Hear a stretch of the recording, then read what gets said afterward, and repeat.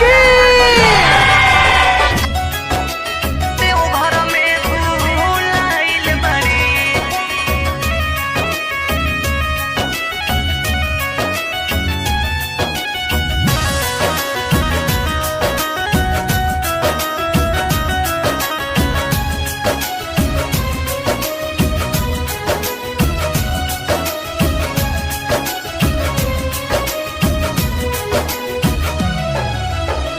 हर साल संग ही ढारे आवत रहल जल हो, अब की अकेले घर से गईली निकल हो।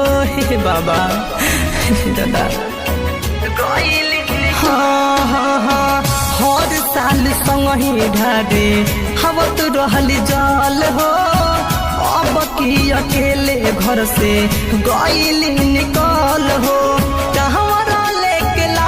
पीछू आइल बड़ी कांवर लेके लागे पीछू आइल बड़ी, हमर जान आंसू देव घर में भूल आइल बड़ी, हमर जाना आंसू देव घर में भूल आइल बड़ी।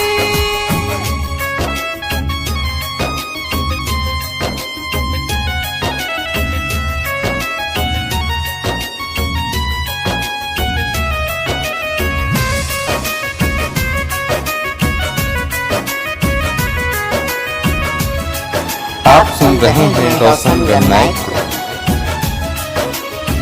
गेरुआ रंग के साड़ी धारी चाकरे पहिर के चहल दिल बाड़ी रहिया बाबा के मंदिर के।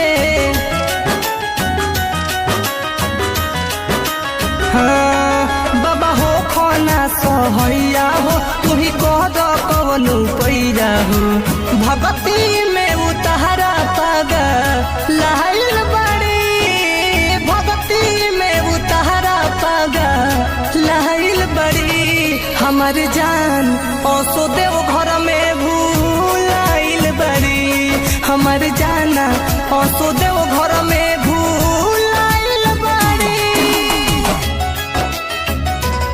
हमर जान।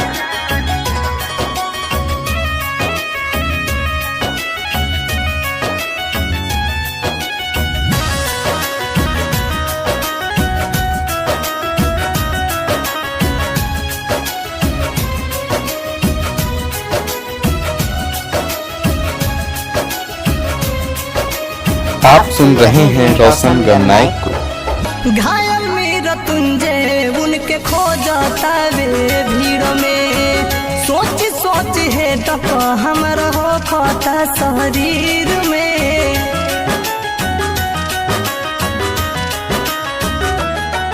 उत बसेली धड़कनवा में जाने कहवा खो गइली सवनवा में, उज्जवला परिकाश के दिल में लिखाइल बड़ी। बोली बोली